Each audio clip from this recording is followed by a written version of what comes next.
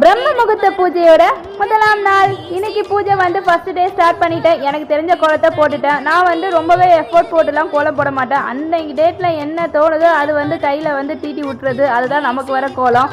அதுக்கப்புறம் வந்து வாசலில் சாம்பலெல்லாம் காட்டிட்டு, பூஜை ரூம்லேயும் சாம்பலாம் காட்டிட்டு, எல்லாமே ஆரத்திலாம் காட்டி நல்லபடியாக சாமி கும்பிட்டு முடிச்சுட்டேன்.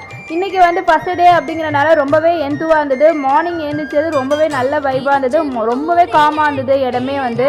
அதுக்கப்புறம் ஊர்லேயும் பூ வைக்கிறதுக்கு எல்லாமே டெக்கரேட் பண்ணி ஊர்லேயும் வாசலில் வச்சாச்சு. எல்லா வேலையும் முடித்த பிறகு நமக்கு அடுத்து இருக்கிற வேலை சமையல் வேலை தான். பாப்பாவுக்கு எக்ஸாம் இருக்கிறதுனால அவளை கொஞ்சம் சீக்கிரமாகவே எழுப்பணும்னு சொல்லிட்டு வீட்டு வேலையெல்லாம் முடிச்சுட்டு அவளை போய் எழுப்பி விட்டுட்டு குளிக்க சொல்லிட்டு அதுக்கப்புறம் நான் கீழே வந்துட்டு சமையல் செய்ய ஆரம்பிச்சிட்டேன். ஒரு விஷயம் செய்ய ஆரம்பிக்கும் போது அதில் வந்து ஆர்வத்தோட இஷ்டத்தோட செஞ்சால் அந்த விஷயம் நமக்கு கஷ்டமாகவே தெரியாது. அதுபோல தான் நான் வந்து எனக்கு செய்கிற விஷயத்த நான் வந்து இஷ்டப்பட்டு செய்ய ஆரம்பித்தேன்.